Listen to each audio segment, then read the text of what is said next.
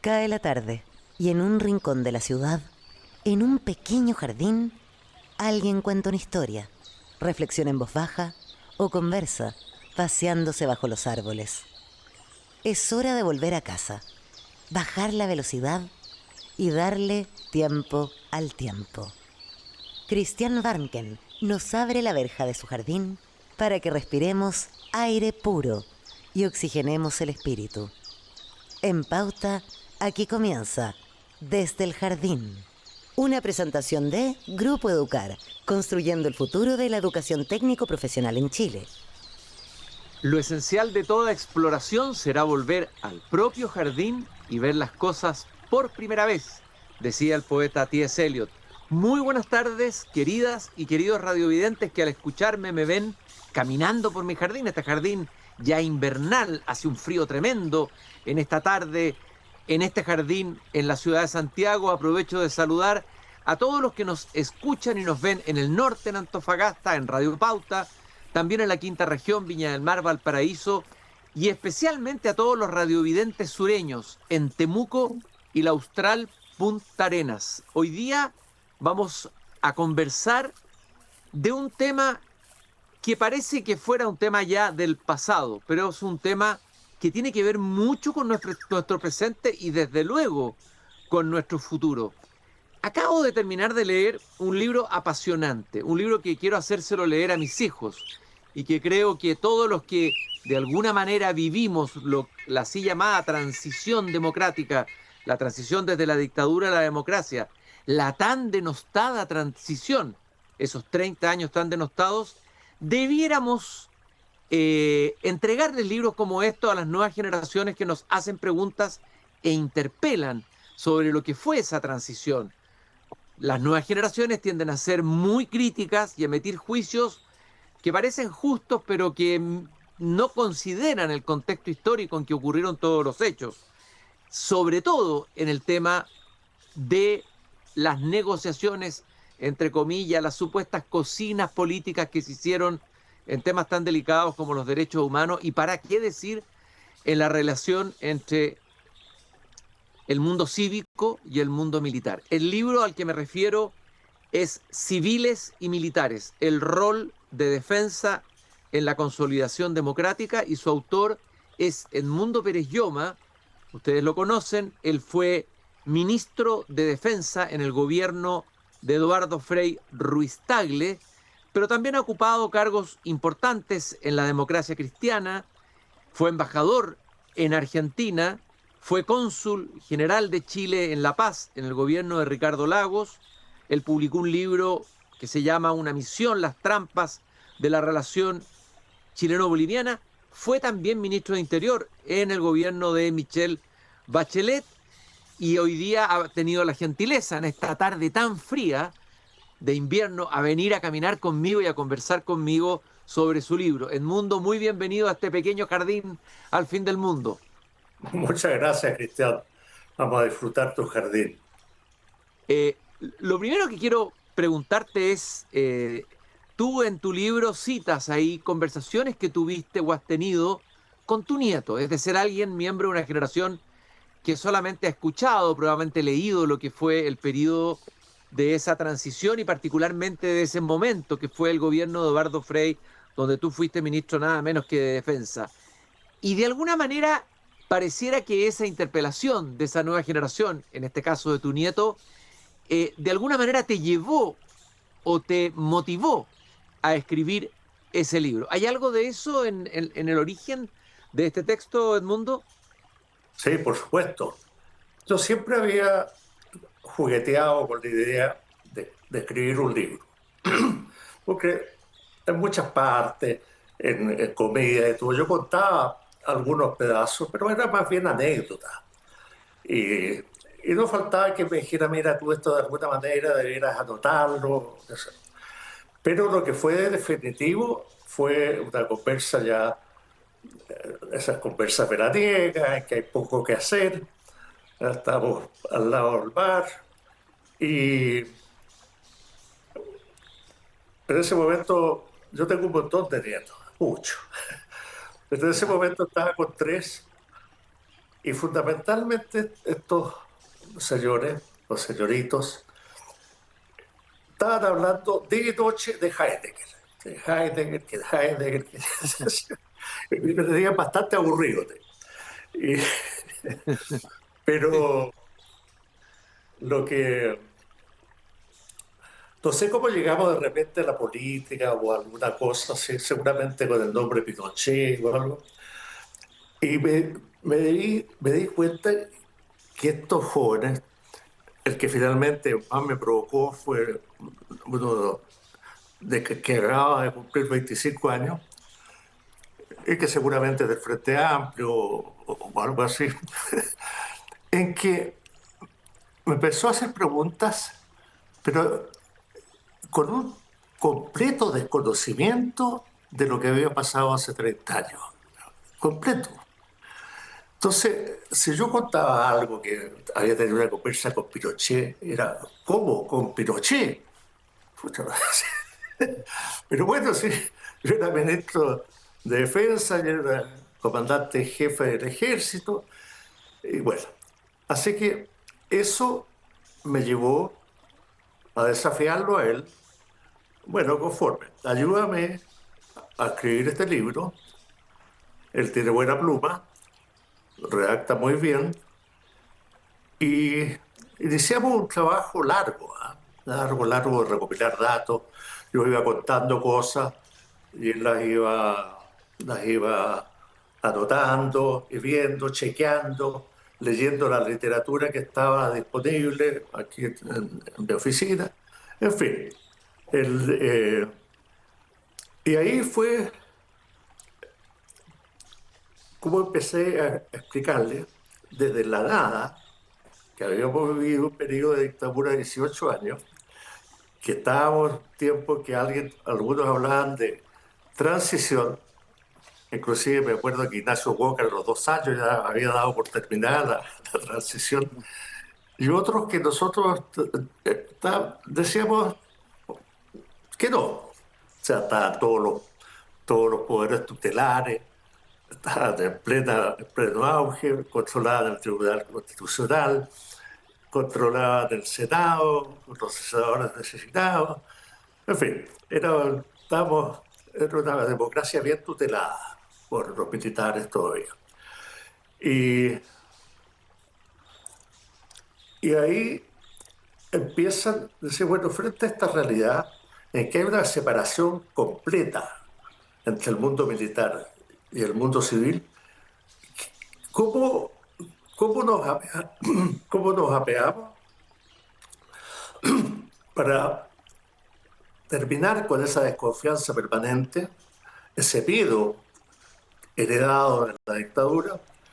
¿Y cómo hacemos esto? Y ahí empezó toda una reflexión de cosas que se hicieron y que no se entiende muy bien por qué las hicimos. Pero mi objetivo siempre fue que de alguna manera el poder civil tenía que volver a ser el actor principal y los militares deberían de estar subordinados al poder civil. Que empezar en ese momento, que habíamos tenido varios incidentes en los años anteriores, 2, 3 años antes, quizás un poco antes también, eh, no era fácil de imaginarse. Yo había tenido un viaje a Inglaterra en ese verano y que a última hora me nombraron ministro de Defensa, así que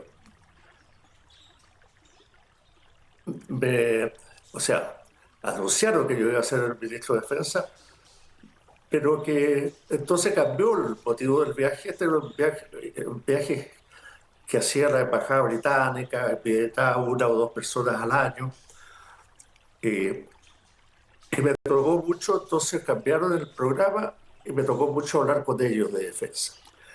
Y ahí capté algunas cosas que me parecieron sumamente interesantes.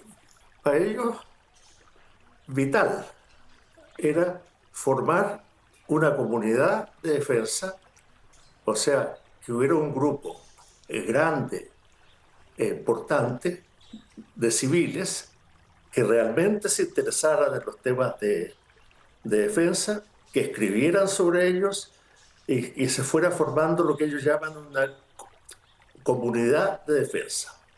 Que en Chile había varios que les gustaba la parte de defensa, pero más bien en los fierros, o sea, las armas, los tanques, los aviones, pero en el contacto con la civilidad había muy poco. Pero bueno, entonces lo primero que se nos ocurrió fue, para poder juntar civiles y militares, editar un libro que le llamamos Libro de la Defensa, que era una especie de libro blanco sobre la, sobre la defensa, y ahí logramos juntar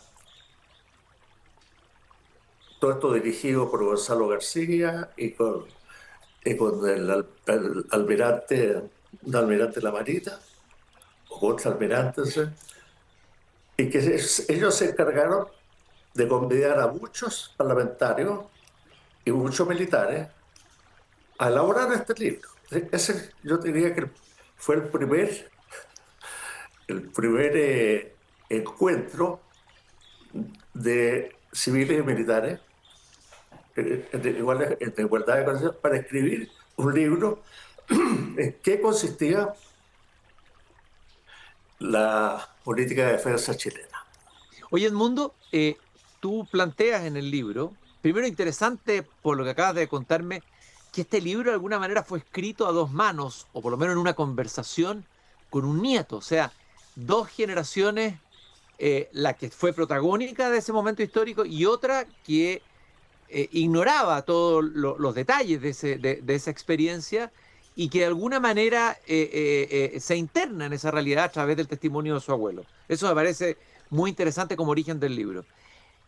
Lo primero que te quiero preguntar es, tú en algún momento hablas de que tuviste que adentrarte en un mundo de significaciones nuevas.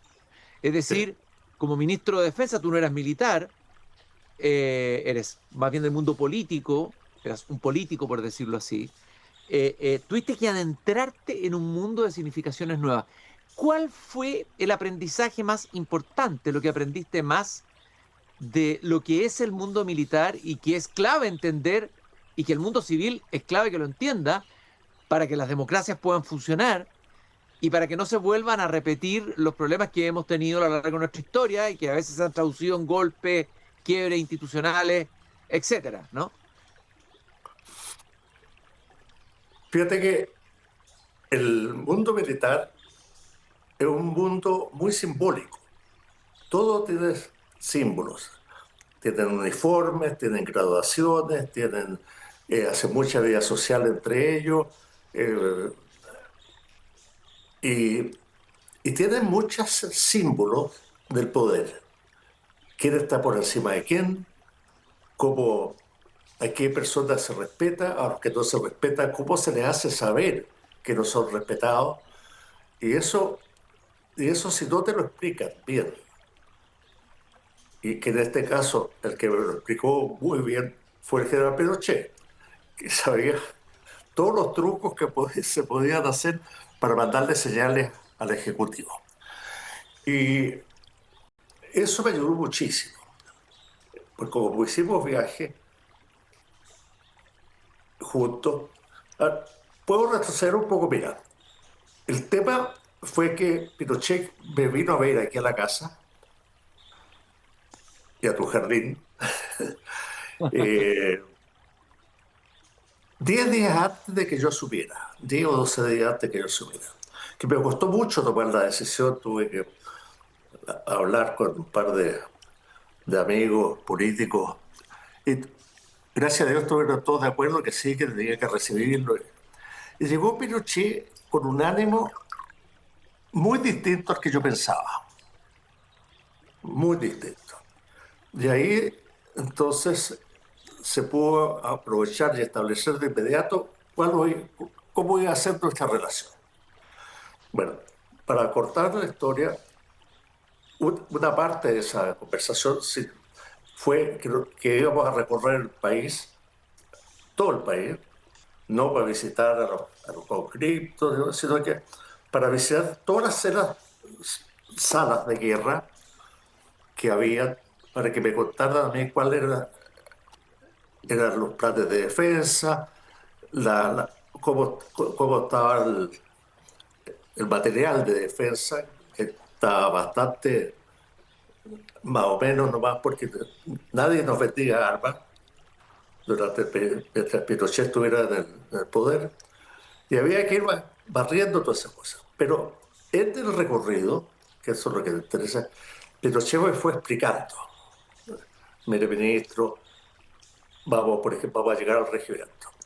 En este momento hay un banderín, una bandera del comandante del regimiento, que está izada. Yo voy a llegar primero que usted. Ahí van a bajar esa bandera y van a subir la mía, la del general. Y después llega usted, tienen que bajar mi bandera, decía Pinochet, y subir la suya. Yo hasta el momento no tenía idea que yo tenía la bandera y sin nada por el estilo. Y así pequeñas cosas que los militares, por ejemplo, si no les gusta a alguien que llegue o que ellos tengan que atender, no siguen ninguna de estas reglas, ninguna. Y mucho seguramente con los políticos también. Y creo que con mi antecesor, que lo pasó muy mal ahí, deben haber hecho muchas tonteras. Oye, Entonces, Edmundo, te sí, quería preguntar algo aquí, porque al leer tu libro, lo que a mí me impresionó mucho es ver a un Pinochet muy colaborativo, muy empático contigo, muy interesado incluso que se solucionaran momentos tremendamente difíciles, como fue el momento de la detención del general Contreras. Y claro. uno esperaría, al contrario, por la imagen que se tiene de que Pinochet iba a obstaculizar o te iba a tratar de engañar o no tenía para qué traspasarte toda ese conocimiento y sabiduría. ¿Cuál fue el Pinochet que tú encontraste y qué conclusión sacas? ¿Era un Pinochet ya resignado? ¿Era otro Pinochet, un Pinochet que había madurado, que había cambiado? ¿Qué pasó ahí con Pinochet? Cuando me Eh, vino a ver, yo sentí algo distinto, que venía en otra disposición, por lo menos de lo que yo pensaba que podía hacer. Eso empezó la reunión de él haciendo un recuerdo de mi padre, que él había sido general, era a cargo de Santiago en ese momento, y que conocía todo este tema, en fin, un bonito recuerdo sobre mi padre, qué sé yo.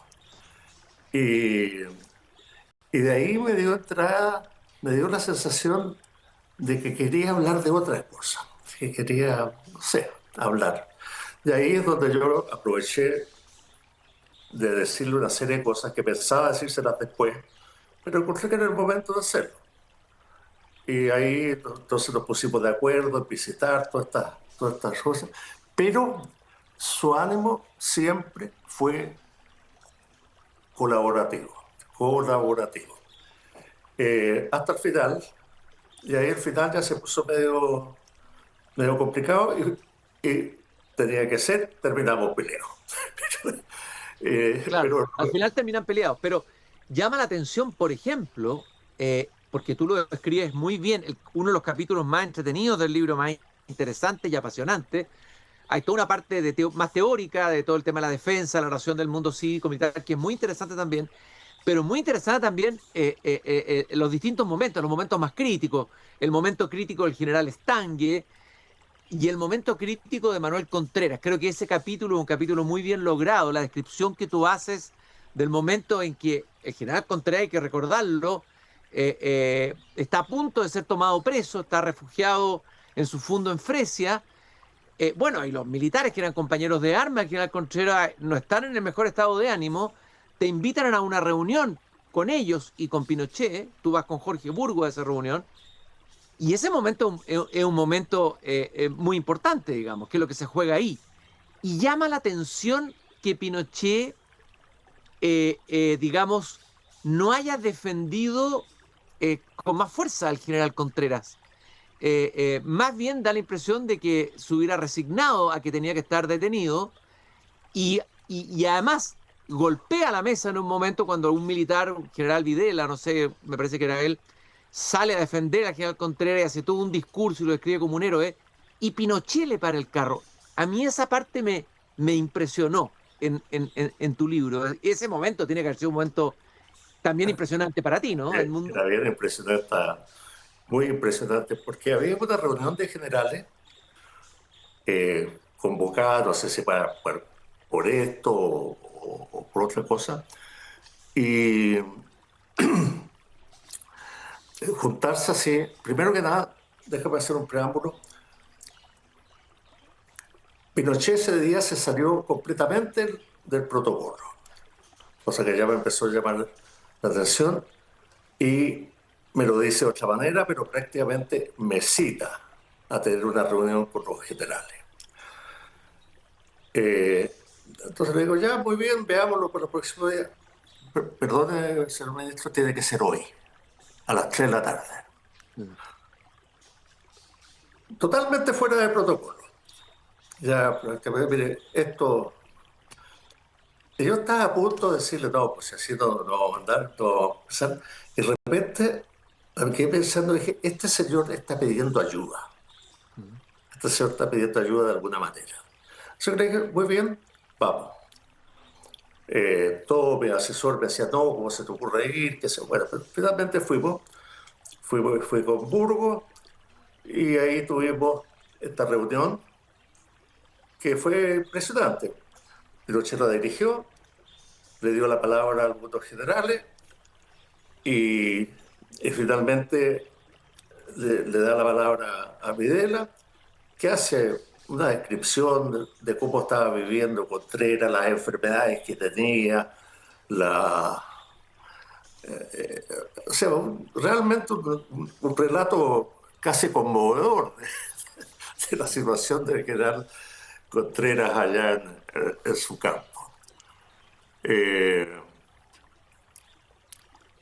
Bueno, yo me levanté, le dije que, que lo felicitaba por su lealtad, pero que tal como habíamos acordado desde un principio, estas cosas las manejaba la justicia.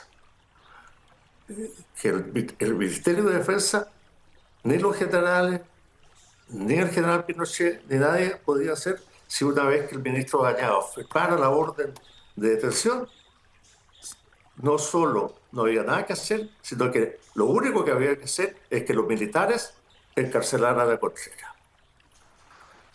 Bueno,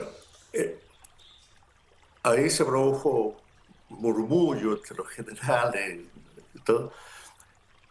Y ahí es donde está lo que tú relatas, que Videla volvió a pedir la palabra. Y ahí es donde Pinochet le dice, no, y ahí sigue gritando Videla de que él tenía derecho a hablar. Y ahí es donde Pinochet, mostró como seguramente era dentro de él, pega un manotazo, se acabó la reunión, el ministro ya le contestó, listo. Y fíjate que ahí el general Contreras se retiró, perdón, el general Pinochet se retiró del tema de Contreras. De ahí para adelante lo empezó a manejar todo el general Garín. O sea, él cumplió con los generales, es decir, esto no es una decisión nuestra, además estaba muy avalado por el hecho de que yo desde que llegué dije, todos los temas que tengan que ver con derechos humanos pasan por el Ministerio de Justicia. Nosotros estamos dedicados a la defensa del país. Y no quedaron, parece, muy contentos. Yo hice unas declaraciones ahí a la salida diciendo que había sido una reunión excelente, que todo había andado sobre ruedas. Y parece que ellos, y esto no te puedo asegurar porque no lo vi, es que los generales volvieron a tener una reunión entre ellos, sin Pinochet. Y el que estaba a cargo del tema fue Garín, que era el segundo al mando. Y fue Garín el que nos puso bien en lo que tenían que hacer. Y como se hacía, que el general Videla tenía que quedarse callado, ¿no? O si no, que se fuera el ejército.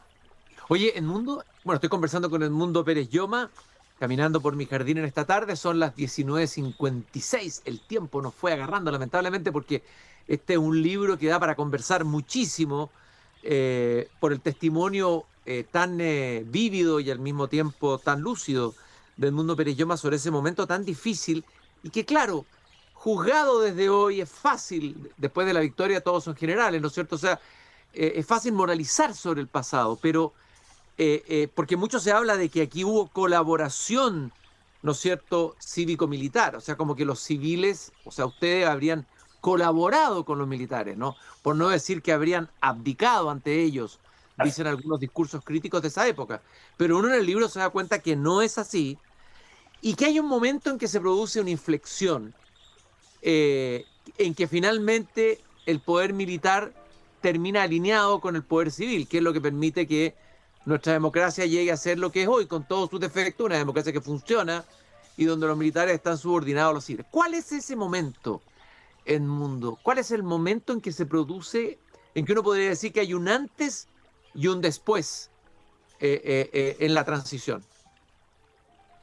Yo creo que la detención de Contreras, porque ahí por primera vez entra además la Marina, que ellos son los que plantean, porque mi temor era que todo esto terminara en el Hospital Militar de Santiago. Y un almirante me dice, porque este no es el único hospital militar que hay en el país, hay uno en Talcahuano, se lo ofrecemos. Yo creo que ese fue el momento en que ya se armaron todas las piezas, Contreras fue a la cárcel y no salió nunca más. Salió un rato después durante el gobierno de Lagos y estuvo en La Reina, pero si tú me preguntas así, yo creo que ese fue el momento. ¿Y qué pasó con tu nieto una vez que terminó el libro? Por supuesto que lo leyó y participó en él. ¿Cambió la opinión de tu nieto sobre ese periodo en que su abuelo había, entre comillas, colaborado con los militares? Bueno, pero mira, al principio no quería que su nombre fuera mencionado. Ajá. Y al final estaba medio enojado porque no lo habíamos mencionado un poco más. Así que nos terminó encantado. Terminó entendiendo, ¿no? Terminó entendiendo. Sí. ¿Ah? Entiéndolo bien. Qué bueno que te haya gustado el libro. Me gustó muchísimo el libro e invito a los radiovidentes que nos están escuchando a leerlo, Civiles y Militares, el rol de la defensa en la consolidación democrática. Un periodo, es un libro entretenido además, hay capítulos que son novelescos, como esa reunión con todos los generales, una vez que el general Contreras está detenido, toda esta renuncia que nunca se daba el general Stange, tu relación con él, y las cosas más íntimas, más privadas, ciertos diálogos que tú reflejas ahí, momentos de mayor tensión. Es un libro ilustrativo, interesante, uno de los libros fundamentales que yo creo que se han escrito sobre lo que fue la transición. Muchas gracias, Edmundo, por haber venido a este pequeño jardín al fin del mundo a conversar conmigo y a compartir con quienes nos escuchan. Te agradezco mucho la oportunidad. Y nosotros, queridos radiovidentes, nos volvemos a encontrar, no mañana es feriado, el día jueves, cuando a las 7:30 yo vuelva a abrir la verja de madera de mi jardín. Muchas gracias por habernos acompañado y nos encontramos entonces. Adiós. Es hora de cerrar la verja de madera del jardín. Pero Christian Warnken la volverá a abrir de lunes a jueves a las 19:30 horas en Radio Pauta, cuando comience de nuevo Desde el Jardín. Una presentación de Grupo Educar, construyendo el futuro de la educación técnico-profesional en Chile.